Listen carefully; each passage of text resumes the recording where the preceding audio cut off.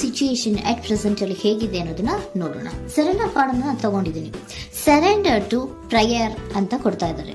ನೀವು ಪ್ರಯರಿನ ಕಡೆಗೆ ಹೆಚ್ಚು ಗಮನವನ್ನ ಕೊಡಿ, ಸ್ವಲ್ಪ ದೇವರ ಕಡೆಗೂ ಹೆಚ್ಚು ಗಮನವನ್ನ ಕೊಡ್ಬೇಕಾಗತ್ತೆ. ಯಾವಾಗ ನೀವು ದೇವರನ್ನ ತುಂಬ ಹೃದಯದಿಂದ ಪ್ರಾರ್ಥನೆಯನ್ನ ಮಾಡಿ ನನಗೆ ಸಹಾಯವನ್ನ ಮಾಡು ಅಂತ ಕೇಳ್ತಿರೋ, ಆಗ ಅದೆಲ್ಲ ಸಮಸ್ಯೆಗಳಿಂದ ನೀವು ಆಚೆ ಬರ್ತೀರಾ. ಮಾಡೋದ್ರಿಂದ, ದೇವರನ್ನ ನೀವು ಧ್ಯಾನ ಮಾಡೋದ್ರಿಂದ ನಿಮ್ಗೆ ಏನ್ ಸಿಗುತ್ತೆ, ಯಾವುದೇ ರೀತಿಯ ಗೊಂದಲಗಳಿಗೆ ಅಥವಾ ಯಾವುದೇ ರೀತಿಯ ಸಮಸ್ಯೆಗಳು ನಿಮ್ಮಲ್ಲಿ ಇದ್ರೂ ನಿಮ್ಮ ಲವ್ ಲೈಫಿನ ವಿಚಾರವಾಗಿ ನಿಮ್ಗೆ ಆನ್ಸರ್ಗಳು ಸಿಗುತ್ತೆ, ಮತ್ತೆ ಸಪೋರ್ಟ್ ಕೂಡ ನಿಮ್ಗೆ ದೇವ್ರ ಕಡೆಯಿಂದ ಸಿಗುತ್ತೆ ಅನ್ನುವಂತಹದ್ದು ನಿಮ್ಗೆ ಹೇಳ್ತಾ ಇದ್ದಾರೆ. ಅಟ್ ಪ್ರೆಸೆಂಟ್ ಅಲ್ಲಿ ಲವ್ ಸಿಚುಯೇಷನ್ ನಿಮ್ಗೆ ಬಾಟಮ್ ಆಫ್ ದ ಟಕ್ ಬಂದಿರುವಂತಹದ್ದು ರೆಫ್ಯೂಸಿಂಗ್ ಆಫರ್.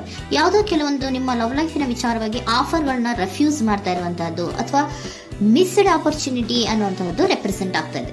ಯಾಕೋ ನೀವು ಮಿಸ್ ಮಾಡ್ಕೋತಾ ಇದ್ದೀರಾ ಕೆಲವೊಂದು ಆಫರ್ಸ್ ಗಳನ್ನ ಅನ್ನುವಂಥದ್ದು ರೆಪ್ರೆಸೆಂಟ್ ಆಗ್ತಾ ಇದೆ. ಏನೋ ಒಂದು ರೀತಿಯ ಧ್ಯಾನ ಮಾಡ್ತಾ ಇರುವಂತದ್ದು, ಚಿಂತೆಯನ್ನ ಮಾಡ್ತಾ ಇರುವಂತದ್ದು ರೆಪ್ರೆಸೆಂಟ್ ಆಗ್ತಾ ಇದೆ. ಪಾಸ್ಟಿನಲ್ಲಿ ನಿಮ್ಮ ಲವ್ ಲೈಫಿನ ವಿಚಾರವಾಗಿ ಒಂದು ನ್ಯೂ ಐಡಿಯಾ ಇತ್ತು, ಏನೋ ಒಂದು ರೀತಿಯ ಹೊಸ ಹೊಸ ಐಡಿಯಾಗಳನ್ನ ಮಾಡ್ಕೊಂಡಿದ್ರಿ. ಲವ್ ಲೈಫಿನ ವಿಚಾರವಾಗಿ ನಿಮ್ಮ ಆಪರ್ಚುನಿಟಿ ಕೂಡ ಚೆನ್ನಾಗಿಯೇ ಇತ್ತು. ಆದ್ರೆ ನಿಮ್ಮ ಲವ್ ಲೈಫಿನ ವಿಚಾರದಲ್ಲಿ ಕಿಂಗ್ ಆಫ್ ಸೋರ್ಸ್, ನೀವೇನನ್ನ ನಿಮ್ಮ ಲವ್ ಲೈಫಿನ ವಿಚಾರವಾಗಿ ಏನನ್ನ ಎಕ್ಸ್ಪೆಕ್ಟ್ ಮಾಡಿದೀರಾ ಪಾಸ್ಟಿನಲ್ಲಿ ಅಂದ್ರೆ, ಲವ್ ಲೈಫಿನಲ್ಲಿ ಒಂದು ಕ್ಲಿಯರ್ ಇರಬೇಕು, ಕ್ಲಾರಿಟಿ ಇರಬೇಕು, ಮತ್ತೆ ಯಾವುದೇ ವಿಚಾರ ಕೂಡ ನಿಮ್ಮ ಲವ್ ಲೈಫಿನ ವಿಚಾರದಲ್ಲಿ ಮುಚ್ಚುಮರೆ ಅನ್ನೋದು ಇರಬಾರ್ದು. ಸ್ಪಷ್ಟವಾಗಿರ್ಬೇಕು, ಸ್ಪಷ್ಟವಾಗಿ ಹೇಳ್ಬೇಕು, ಏನ್ ಹೇಳ್ಬೇಕೋ ಅದು ಸ್ಪಷ್ಟವಾಗಿ ಹೇಳ್ಬೇಕು ಅನ್ನುವಂತಹದ್ದು ಎಕ್ಸ್ಪೆಕ್ಟ್ ಮಾಡುವಂತಹದ್ದು ಪ್ರೀತಿಯ ವಿಚಾರದಲ್ಲಿ. ಮತ್ತೆ ಕ್ಲಿಯರ್ ಆಗಿರ್ಬೇಕು. ಏನು ಅಂದ್ರೆ ನಿಮ್ಮ ಲವ್ ಲೈಫಿನಲ್ಲಿ ಒಂದು ಸ್ಟ್ರಾಂಗ್ ಆಗಿರ್ಬೇಕು, ಸ್ಟ್ರಾಂಗ್ ಬಾಂಡೇಜ್ ಇರಬೇಕು, ಮತ್ತೆ ಯಾವುದೇ ರೀತಿಯ ಚೈಲ್ಡಿಶ್ ಬಿಹೇವಿಯರ್ ಅನ್ನ ಮಾಡಬಾರ್ದು ಅನ್ನೋದು ಪಾಸ್ಟಿನಲ್ಲಿ ನೀವು ಎಕ್ಸ್ಪೆಕ್ಟ್ ಮಾಡಿರೋಂಥದ್ದು ರೆಪ್ರೆಸೆಂಟ್ ಆಗ್ತಾ ಇದೆ. ನೀವು ಅದೆಲ್ಲ ಎಕ್ಸ್ಪೆಕ್ಟ್ ಮಾಡಿದಾಗ ಯಾವಾಗ ನಿಮ್ಗೆ ಅದು ಸರಿ ಹೋಗಲ್ಲ ಅನಿಸ್ತೋ ಆಗ ನೀವು ಪ್ರೀತಿಯಿಂದ ಮುಂದೆ ಬಂದಿರುವಂತಹದ್ದು ಬಿಟ್ಟು ಮುಂದೆ ಬಂದಿರುವಂತಹದ್ದು ರೆಪ್ರೆಸೆಂಟ್ ಆಗ್ತದೆ. ಮೋಸ್ಟ್ ಪ್ರಾಬಬಲಿ ನಿಮ್ಮ ಕೆಲವೊಬ್ಬರಿಗೆ ಈಗ ಆಲ್ರೆಡಿ ಕೆಲವೊಂದು ರೀತಿಯ ಬ್ರೇಕಪ್ ಗಳು ಆಗಿರಬಹುದು, ಕಮ್ಯುನಿಕೇಶನ್ ಇಲ್ಲದೆ ಇರುವಂತಹದ್ದು ರೆಪ್ರೆಸೆಂಟ್ ಆಗ್ತಾ ಇದೆ. ಮೋಸ್ಟ್ ಪ್ರಾಬಬಲಿ ನೀವು ಇವಾಗ ಇಬ್ರು ಕೂಡ ನೀವು ಮಾತಾಡದೆ ಇರುವಂತಹದ್ದು ರೆಪ್ರೆಸೆಂಟ್ ಆಗ್ತಾ ಇದೆ. ಸೊ ಯಾವುದೇ ರೀತಿಯ ಕಾಂಟ್ಯಾಕ್ಟ್ ಅಲ್ಲಿ ಇಲ್ಲದೆ ಇರುವಂತಹದ್ದು ರೆಪ್ರೆಸೆಂಟ್ ಆಗ್ತಾ ಇದೆ. ನೋಡಿ, ಮುಂದೆ ಮುಂದೆ ಬರ್ತಾ ಇರುವಂತಹದ್ದು ರೆಪ್ರೆಸೆಂಟ್ ಆಗ್ತಾ ಇದೆ. ಯಾಕೋ ತುಂಬಾ ಬೇಜಾರಲ್ಲಿ ಇರುವಂತಹದ್ದು. ಪಾಸ್ಟಿನಲ್ಲಿ ಕೂಡ ನೀವು ಲವ್ ಲೈಫಿನ ವಿಚಾರವಾಗಿ ಕೆಲವೊಬ್ರು ಬೇಜಾರಲ್ಲಿ ಇರುವಂತಹದ್ದು ರೆಪ್ರೆಸೆಂಟ್ ಆಗ್ತಾ ಇದೆ. ಯಾಕೋ ಕ್ಲಾರಿಟಿ ಇಲ್ಲ, ಕ್ಲಿಯರ್ ಆಗಿರ್ಬೇಕು, ಸ್ಪಷ್ಟವಾಗಿರ್ಬೇಕು, ಏನ್ ಮಾತಾಡಿದ್ರು ಅದರಲ್ಲಿ ಯಾವುದೇ ರೀತಿಯ ಮುಚ್ಚುಮರೆ ಇರಬಾರ್ದು ಅನ್ನೋದು ನೀವು ಎಕ್ಸ್ಪೆಕ್ಟ್ ಮಾಡುವಂತಹದ್ದು. ಪಾಸ್ಟಿನಲ್ಲಿ ಕೂಡ ನಿಮ್ಗೆ ಸ್ವಲ್ಪ ಬೇಜಾರುಗಳಾಗಿರುವಂತಹದ್ದು ರೆಪ್ರೆಸೆಂಟ್ ಆಗ್ತಾ ಇದೆ. ಅಟ್ ಪ್ರೆಸೆಂಟಿನಲ್ಲಿ the moon card, 9 of swords, 6 of swords ಬಂದಿದೆ. ಮೂನ್ ಕಾರ್ಡ್ ಏನನ್ನ ರೆಪ್ರೆಸೆಂಟ್ ಮಾಡುತ್ತೆ?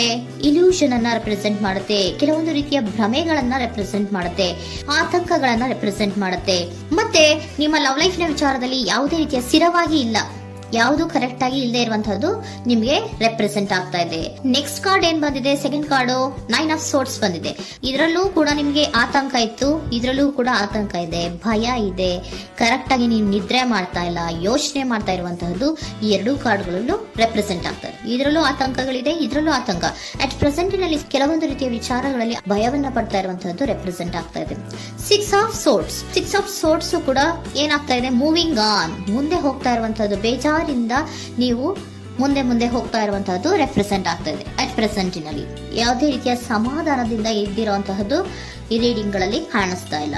ಓಕೆನಾ? ಟೇಕ್ ಇಟ್ ರೆಸೋನೇಟ್, ನಿಮ್ಗೆ ರೆಸೋನೇಟ್ ಆದ್ರೆ ಮಾತ್ರ ತಗೊಳ್ಳಿ. ನೆಕ್ಸ್ಟ್ ಕಾರ್ಡ್ ಇಮಿಡಿಯೇಟ್ ಫ್ಯೂಚರ್ ನ ಬಗ್ಗೆ ನೋಡೋದಾದ್ರೆ ನೈಟ್ ಆಫ್ ಸೋರ್ಡ್ಸ್ ಬಂದಿದೆ. ಅಂದ್ರೆ ಈ ಕೆಲವು ಬೇಜಾರುಗಳಿಂದ ಏನ್ ಈ ಮೂವ್ ಆನ್ ಆಗ್ತಾ ಇದ್ದೀರಲ್ವಾ, ಕೆಲವೊಂದು ವಿಚಾರಗಳನ್ನ ಕ್ವಿಕ್ ಥಿಂಕಿಂಗ್ ಅನ್ನ ಮಾಡಿ ನೀವು ಮುಂದೆ ಬರುವಂತಹದ್ದು, ಕೆಲವೊಂದು ಆಕ್ಷನ್ಸ್ ಗಳನ್ನ ತಗೊಳ್ಳುವಂತಹದ್ದು ರೆಪ್ರೆಸೆಂಟ್ ಆಗ್ತಾ ಇದೆ. ನಿಮ್ಮ ಲವ್ ಲೈಫಿನ ವಿಚಾರವಾಗಿ ಕ್ವಿಕ್ ಥಿಂಕಿಂಗ್ ಅನ್ನ ಮಾಡಿ, ಏನ್ ಮಾಡ್ಬೇಕು, ಹೇಗ್ ಮಾಡ್ಬೇಕು ಅಂತ ಕ್ವಿಕ್ ಥಿಂಕ್ ಅನ್ನ ಮಾಡಿ ನೀವು ಮುಂದೆ ಬರುವಂತಹದ್ದು, ಮತ್ತೆ ಕೆಲವೊಂದು ರೀತಿಯ ಆಕ್ಷನ್ ಗಳನ್ನ ತಗೋತಾ ಇರುವಂತಹದ್ದು ರೆಪ್ರೆಸೆಂಟ್ ಆಗ್ತಾ ಇದೆ. ಕ್ವೀನ್ ಆಫ್ ಕಪ್ ಏನನ್ನ ರೆಪ್ರೆಸೆಂಟ್ ಮಾಡುತ್ತೆ? ಬಹಳ ಕೇರಿಂಗ್ ಅನ್ನ ರೆಪ್ರೆಸೆಂಟ್ ಮಾಡುತ್ತೆ. ಏನಿರ್ಬೇಕು ಲವ್ ಲೈಫಿನ ವಿಚಾರದಲ್ಲಿ? ನೋಡಿ, ನೀವು ನೋಡ್ತಾ ಇರೋದು ಹೇಗ್ ನೋಡ್ತಾ ಇದ್ದೀರಾ? ನಿಮ್ಮ ಲವ್ ಲೈಫಿನ ವಿಚಾರದಲ್ಲಿ ಏನಿರ್ಬೇಕು ಅಂತ ಎಕ್ಸ್ಪೆಕ್ಟ್ ಮಾಡ್ತೀರಾ? ಸ್ವಲ್ಪ ಸ್ಟೇಬಲ್ ಆಗಿರ್ಬೇಕು, ಬಹಳ ಕೇರಿಂಗ್ ಇರ್ಬೇಕು, ಎಮೋಷನಲ್ ಇರ್ಬೇಕು ಅದರಲ್ಲಿ ಅನ್ನುವಂಥದ್ದು ನೀವು ಎಕ್ಸ್ಪೆಕ್ಟ್ ಮಾಡುವಂಥದ್ದು.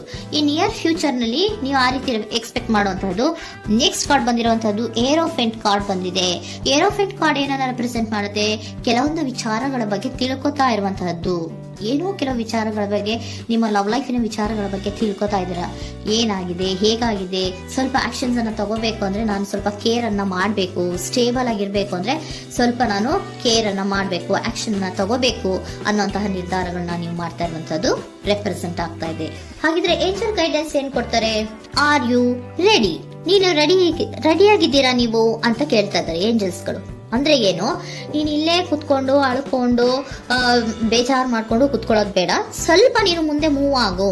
ಅಲ್ಲಿರೋದ್ರಿಂದ ಏನು ಪ್ರಯೋಜನ ಇಲ್ಲ. Are you ready? ನೀವು ರೆಡಿ ಆಗಿದ್ದೀರಾ? Within the next few weeks, ಕೆಲವೊಂದು ವೀಕ್ಗಳಲ್ಲಿ, ಕೆಲವೊಂದು ವಾರಗಳಲ್ಲಿ ನೀವು ಏನಾಗ್ತೀರಾ? ಅಬಂಡೆನ್ಸ್, ಸಾಮರಸ್ಯ ಅನ್ನೋದು ಇರುತ್ತೆ. ಇಂಪ್ರೂವಿಂಗ್ ಹೆಲ್ತ್ ಅಂದ್ರೆ ಏನು, ನೀವು ಯೋಚನೆ ಮಾಡಿ ಮಾಡಿ ಮಾಡಿ ಏನ್ ನೀವು ಈ ಆರೋಗ್ಯವನ್ನ ಹಾಳು ಮಾಡ್ಕೊಂತ ಇದ್ದೀರಾ. ಸೊ ಇಂಪ್ರೂವಿಂಗ್ ಹೆಲ್ತಿನ ಕಡೆಗೆ ಗಮನವನ್ನ ಕೊಡಿ. ಆತಂಕವನ್ನ ಮಾಡ್ಕೊಂಡು ಭಯವನ್ನ ಪಡ್ಕೊಂಡು ಮುಂದೆ ಹೋಗ್ಬೇಕಲ್ಲ ಅಂತ ನೀವು ದಿನ ದಿನ ಹೆಂಗೆ ಕಾಲವನ್ನ ಮುಂದೆ ಹಾಕ್ತಾ ಇದ್ರೋ, ಅದಕ್ಕೆ ಏನ್ ಹೇಳ್ತಾ ಇದ್ದಾರೆ? Are you ready? ಮುಂದೆ ಬರೋದಕ್ಕೆ ನೀನ್ ರೆಡಿ ಆಗು. ನೀವ್ ಅಲ್ಲೇ ಕೂತಿರೋದ್ರಿಂದ ಯಾವುದೇ ರೀತಿಯ ಪ್ರಯೋಜನ ಇಲ್ಲ. ಸ್ವಲ್ಪ ನಿಮ್ಮ ಹೆಲ್ತಿನ ಕಡೆಗೆ ಗಮನವನ್ನ ಕೊಡಿ. ಸಮೃದ್ಧಿ ಅನ್ನೋದು ಬಂದೇ ಬರುತ್ತೆ, ಸಾಮರಸ್ಯ ಅನ್ನೋದು ಇದ್ದೇ ಇರುತ್ತೆ ಅನ್ನೋದು ಹೇಳ್ತಾ ಇದ್ದಾರೆ.